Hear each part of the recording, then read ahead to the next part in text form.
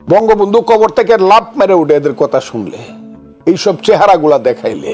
আমি আমার ভাই রনিকে সামনে রেখে, অনুজ রনিকে সাক্ষী রেখে বলতেছি, আমি আওয়ামী লীগ করি, আমি মুক্তিযুদ্ধের পক্ষে বললেই বঙ্গবন্ধু শেখ মুজিবুর রহমানের ছবি ভাসে উঠে। বঙ্গবন্ধুর স্ট্যাচুটা ভাঙ্গিয়া বা তার স্কাল্পচারটা ভাঙ্গিয়া যখন তার মাথার উপরে প্রস্রাব করে, এই হারামজাদা নরপশু নরাধমদের কি একজন আইসা বলছে আগে আমারে মার, পরে বঙ্গবন্ধুর মাথায় প্রস্রাব কর?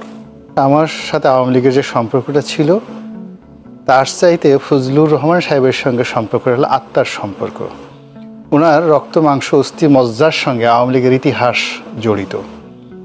তো তিনি যখন ছাত্র নেতাদের নাম বলছিলেন, আমার তখন হৃদয় একটা স্পন্দন হচ্ছিল। জি।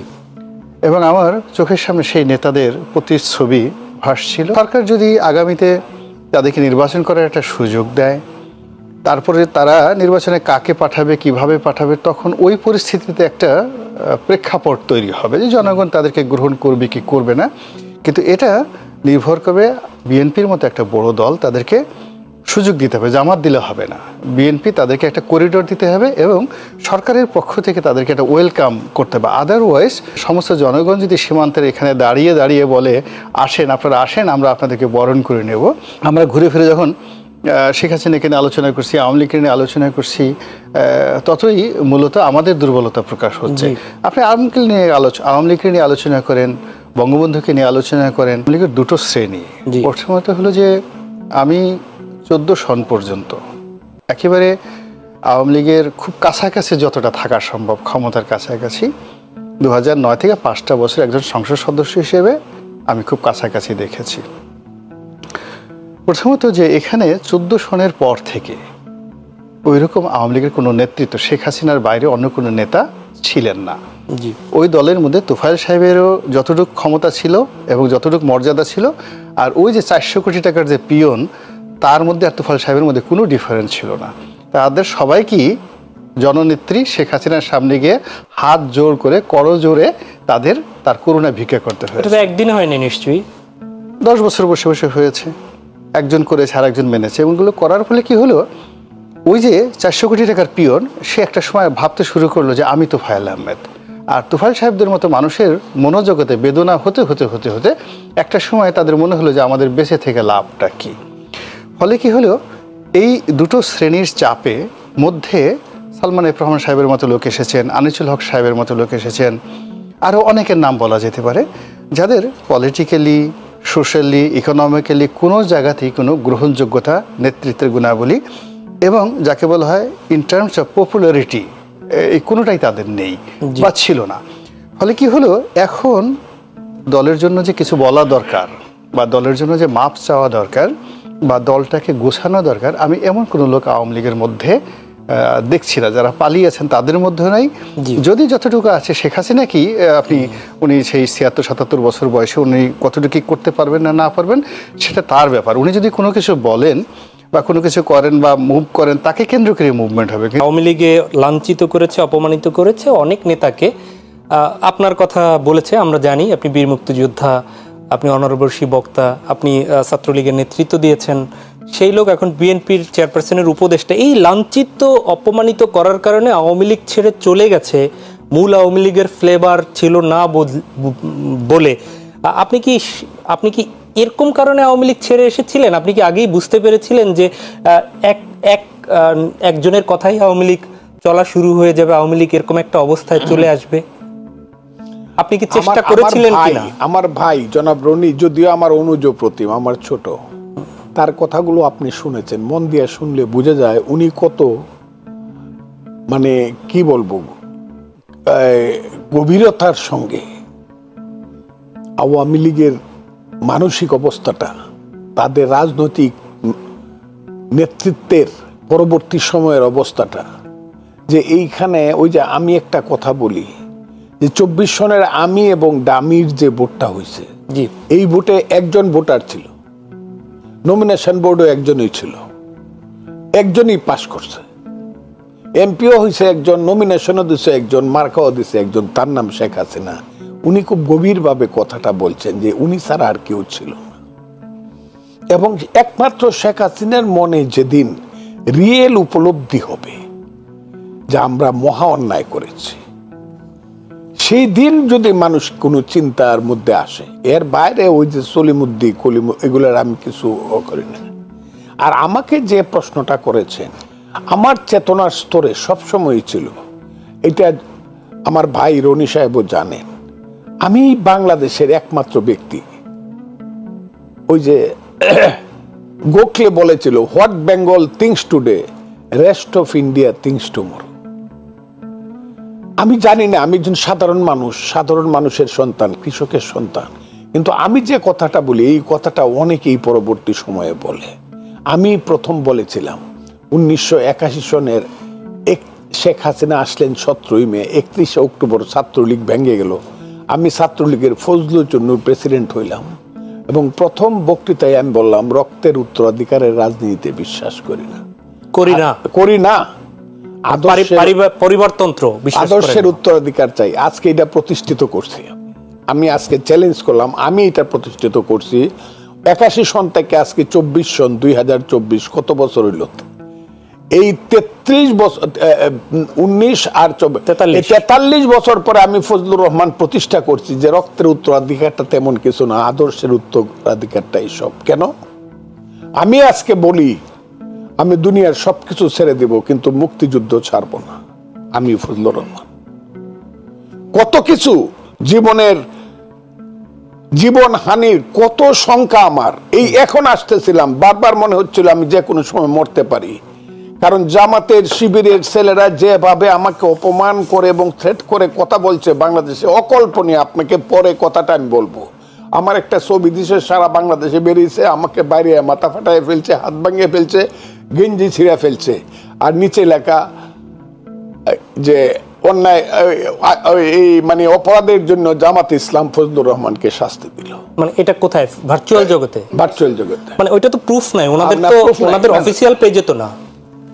না, তা না, আমি বলবো কেন, প্রুফ লাগে না ভাই। আচ্ছা, এই যে বাতাস যে লাগে শরীরে, দক্ষিণ দিক থেকে বাতাস আসিতেছে, এটা কি আপনি দেখেন নাকি অনুভব করেন? অনুভব করি। এইটা ফিলিংস। এই ধরনের একটু দাড়ি, এক ধরনের পোশাক, কথা বলার স্টাইল একরকম, এটা দেখলে আমি বুঝি ও শিবিরের ছেলে ছিল। যে যেখানেই যাক, যে গাঙ্গের মাছেই হোক, কিন্তু উৎসটা এক। আমার কথাটা খুব বোঝার চেষ্টা করেন। আমি যে কথাটা বলছি, আমি আজকে এত রিস্ক নিয়ে মুক্তিযুদ্ধের পক্ষে বলতেছি, এমনকি আমি এটাও বলতেছি, আমি মুক্তিযুদ্ধের পক্ষে বললেই বঙ্গবন্ধু শেখ মুজিবুর রহমানের ছবি ভাসে উঠে, আমার করার কি আছে? অন্য কাউকে তো দেখা যাচ্ছে না।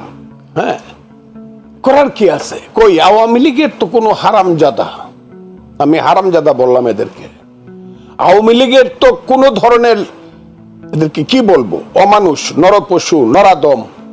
বঙ্গবন্ধুর স্ট্যাচুটা ভাঙ্গিয়া বা তার স্কাল্পচারটা ভাঙ্গিয়া যখন তার মাথার উপরে প্রস্রাব করে, এই হারামজাদা নরপশু নরাদমদের কি একজন আইসা বলছে আগে আমারে মার, পরে বঙ্গবন্ধুর মাথায় প্রস্রাব কর? তামিলনাড়ুর মতো মুখ্যমন্ত্রী একজন ছিল, সিনেমার নায়িকা জয়ললিতা। উনি মৃত্যুবরণ করার পরে তার জন্য 134 জন লোক আত্মহত্যা করছে। এই যে এত কিছু ঘটে গেল, বঙ্গবন্ধু তার বাড়ি পোড়া হইলো, কত কিছু হইলো, একটা লোককে আত্মহত্যা করা দূরের কথা, একটা লোককে ঠিক মতো এসে সামনে দাঁড়ায় প্রতিবাদ করছে, আমার গুলি করে। ব্যর্থতা কার? এই ব্যর্থতা আওয়ামী লীগের রাজনীতির, আওয়ামী লীগের নেতৃত্বের। এই ব্যর্থতা হলো শেখ হাসিনার। আপনারা এক সময় সেই দলটি করতেন, আপনারা সেই কারণে আমি বলছিলাম রক্তের উত্তরাধিকারের রাজনীতি, ওই যে কথাটা আমি মিলাইতেছি, এই কথাটা আমাকে একটু সুযোগ দিন। প্লিজ বলেন। কই শেখ হাসিনা তো পারতেছে না, পারে নাই কেন? রক্তের উত্তরাধিকারের রাজনীতি করতে আসছে। আজকে যারা এইসব মুক্তিযুদ্ধের পক্ষে প্রতিবাদ করতেছে, একটা ছেলে আজকেও বলছে মুসলমানরা অনেকেই না বুঝে মুক্তিযুদ্ধে গেছিল। আপনার দেখার কথাটা এইগুলা শুনলে মনে হয় আলবদরের বাচ্চারা বলে কি, আমি তো এদেরকে আলবদরের বাচ্চা বলি, মারুক না আমাকে, যে আমরা না বুঝে মুক্তিযুদ্ধে গেছিলাম। আমি মুসলমানের ছেলে, আমার থানায় আমার আন্ডারে 1200 মুক্তিযোদ্ধা যুদ্ধ করছে, আমি কমান্ডার ছিলাম। 1200, আমি আবারও বলছি 1200 আমার আন্ডারে যুদ্ধ করছে, আমি তাদের কমান্ডার ছিলাম। এর মধ্যে 1000-এর উপরে, আরো বেশি 1100-র উপরে মুক্তিযোদ্ধা ছিল মুসলমান। কি জি, কিন্তু সেখানে ফজলু ভাই খুব ছোট্ট করে রনিবের কাছে যাওয়ার আগে একটু জিজ্ঞেস করি। আমি যাবেন রনিবের জি, কাছে, আমি জি, কথাটা সেখান- বললাম। জি। আমি আজকে যে কথাটা আপনি জিজ্ঞাসা করছিলেন যে আমি কেন বেরিয়ে আসলাম না আসলাম, সেটা ভিন্ন কথা। আমি ফজলুর রহমান এককভাবে বাংলাদেশের রাজনীতি কিছু করতেও পারবো না। বাংলাদেশের রাজনীতিতে নিজে কোনো আমার একক কোনো উত্থান হোক, এটা আমি চাইও না। কিন্তু আমি একটা জিনিস বুঝাইতেছি বাংলাদেশে, যে যেখান থেকে শুরু করছিলাম, তুমি কে আমি কে, বাঙালি বাঙালি, তোমার আমার ঠিকানা, পদ্মা মেঘনা যমুনা, রক্ত সূর্য উঠেছে, বীর বাঙ্গাল জ্বেলেছে, যেখান থেকে শুরু করছিলাম অস্ত্র নিয়ে যুদ্ধ করছিলাম, পাঞ্জাবির বুকে ট্রিগার টিপেছিলাম, আষাঢ় শ্রাবণের বৃষ্টি বড় রাতে প্রতিটা সময়ে মুহূর্তে অপেক্ষা করছিলাম মৃত্যুর জন্য, সেই জায়গায় যে আদর্শের জন্য করছিলাম সেখান থেকে আমি সরি নাই। এটা আমি প্রতিষ্ঠিত করছি। এখন আওয়ামী লীগে সাইরে আইসি না বিএনপিতে আছি, যে অবস্থানে যখন আছি, আমি আমার ভাই রনিকে সামনে রেখে, অনুজ রনিকে সাক্ষী রেখে বলতেছি, আমি আওয়ামী লীগ করি, কৃষক শ্রমিক জনতা লীগ করি, অথবা বিএনপি করি, আমার অবস্থান পরিবর্তন হবে, কিন্তু আমার নীতিগত কোনো পরিবর্তন হবে না, কারণ আমি নীতিগত অবস্থানে মুক্তিযুদ্ধের চেতনা। অনেক অনেক ধন্যবাদ। সমাবেশ করলে কঠিন জবাব দিবে জনগণ, ক্ষমা না চাওয়া পর্যন্ত এবং বিচার না হওয়া পর্যন্ত শীর্ষ নেতৃত্বের আওয়ামী লীগকে প্রোটেস্ট করতে দেয়া হবে না। সবকিছু মিলে এই যে কর্মসূচি দেয়া হলো, এই এত অসংখ্য শহীদের রক্তের বিনিময়ে 5 তারিখ আবার ফ্যাসিস্ট বিদায় নিল, সেই জায়গা থেকে 5 তারিখ আওয়ামী লীগ আবার কর্মসূচি দিল। এই কর্মসূচি নিয়ে একজন রাজনৈতিক ব্যক্তি হিসেবে আপনি কর্মসূচিটাকে কিভাবে দেখছেন এবং তারা কতটা পালন করার সক্ষমতা তাদের রয়েছে? আপনাকে অসংখ্য ধন্যবাদ। আমাদের কথা বাংলাদেশের এবং বাহিরের যারা শুনছেন সবাইকে আমার সালাম, আসসালামু আলাইকুম। আর আমার সাথে যে ভাই রয়েছেন, যার কথা সারা দেশের মানুষ শুনে, দেশ বিদেশে শুনে, অত্যন্ত সুনামের সঙ্গে যিনি রাজনীতিকে বিশ্লেষণ করেন, আমার ভাই জনাব গোলাম মোল্লা রনি, উনি এখানে উনি আরো সুন্দরভাবে আপনাদেরকে বুঝিয়ে বলতে পারবেন। আমার কথা হলো, এই আওয়ামী লীগ কর্মসূচি দিয়েছে, আগামী কয় তারিখ থেকে কয় তারিখ আমার দেখতে হবে কেন, এটা আমি আগে বুঝে লই। কবে?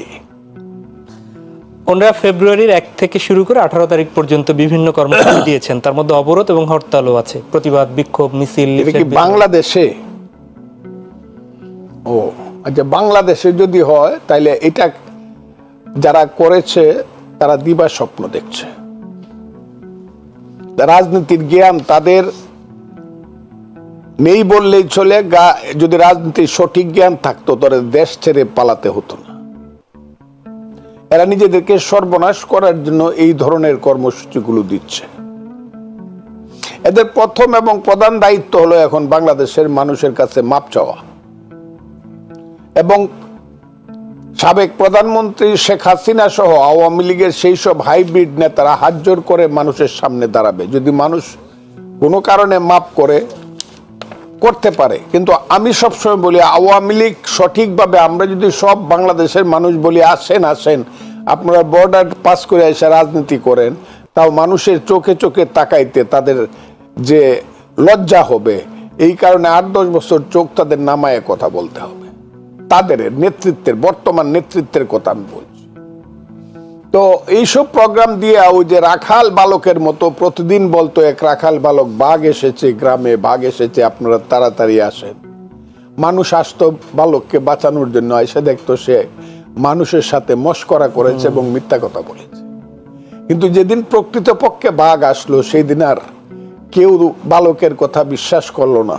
এক সকালে বাঘটা দিল, বাঘ তাকে খেয়ে ফেললো। আমি যারা এই সব ধরনের আওয়ামী লীগের সম্পর্কে, এরা অবশ্য যারা কর্মসূচি দেয় এরা হলো হাইব্রিড নেতা। এই হাইব্রিড নেতাদের আওয়ামী লীগ সম্পর্কে ধারণা নাই। এই আওয়ামী লীগের নেতা ছিলেন মৌলানা আব্দুল হামিদ খান বাসানী, হুসেন শহীদ সোহরাওয়ার্দী। আওয়ামী লীগকে বর্ধিত করেছেন এবং মুক্তিযুদ্ধের পথে নিয়ে গেছেন বঙ্গবন্ধু শেখ মুজিবুর রহমান, তাজউদ্দিন সাহেবরা। আর ওই সব ছাত্র নেতারা শাহ মুয়াজ্জেম হোসেন, শেখ ফজলুল হক মনি, উবায়দুর রহমান, সিরাজুল আলম খান, আব্দুর রাজ্জাক, মাজারুল হক বাকি, তুফাইল আহমদ, ফেরদৌস কুরাইশি, নূরে আলম সিদ্দিকী, আব্দুর রৌফ,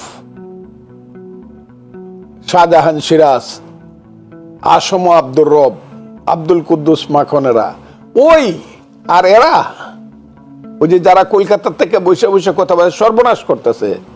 বঙ্গবন্ধু কবর থেকে লাফ মেরে উঠে এদের কথা শুনলে, এইসব চেহারাগুলা দেখাইলে, কাজে এই প্রশ্নটা আমারে কইরে, এটা অবান্তর একটা প্রশ্ন। যে যুদ্ধের পক্ষে প্রতিবাদ করতেছে একটা ছেলে আজকেও বলছে মুসলমানরা অনেকেই না বুঝে মুক্তিযুদ্ধে গেছিল।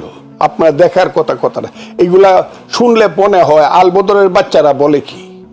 আমি তো এদেরকে আলবদরের বাচ্চা বলি, মারুক না আমাকে, যে আমরা না বুঝে মুক্তিযুদ্ধে গেছিলাম। আমি মুসলমানের ছেলে, আমার থানায় আমার আন্ডারে 1200 মুক্তিযোদ্ধা যুদ্ধ করছে, আমি কমান্ডার ছিলাম। 1200, আমি আবারও বলছি 1200 আমার আন্ডারে যুদ্ধ করছে, আমি তাদের কমান্ডার ছিলাম। এর মধ্যে 1000-এর উপরে, আরো বেশি 1100-র উপরে মুক্তিযোদ্ধা ছিল মুসলমান। কিন্তু সেখানে ফজলু ভাই খুব ছোট্ট করে রনিবের কাছে যাওয়ার আগে একটু জিজ্ঞেস করি। আমি যাবেন রনিবের কাছে, আমি কথাটা বললাম। আমি আজকে যে কথাটা আপনি জিজ্ঞাসা করছিলেন যে আমি কেন বেরিয়ে আসলাম না আসলাম, সেটা ভিন্ন কথা। আমি ফজলুর রহমান এককভাবে বাংলাদেশের রাজনীতি কিছু করতেও পারবো না। বাংলাদেশের রাজনীতিতে নিজে কোনো আমার একক কোনো উত্থানও হোক, এটা আমি চাইও না। কিন্তু আমি একটা জিনিস বুঝাইতেছি বাংলাদেশে, যে যেখান থেকে শুরু করছিলাম, তুমি কে আমি কে, বাঙালি বাঙালি, তোমার আমার ঠিকানা, পদ্মা মেঘনা যমুনা, রক্ত সূর্য উঠেছে বীর বাঙ্গায় জ্বেলেছে। যেখান থেকে শুরু করছিলাম অস্ত্র নিয়ে যুদ্ধ করছিলাম, পাঞ্জাবির বুকে ট্রিগার টিপেছিলাম, আষাঢ় শ্রাবণের বৃষ্টি বড় রাতে প্রতিটা সময়ে মুহূর্তে অপেক্ষা করছিলাম মৃত্যুর জন্য, সেই জায়গায় যে আদর্শের জন্য করছিলাম সেখান থেকে আমি সরি নাই। এটা আমি প্রতিষ্ঠিত করি।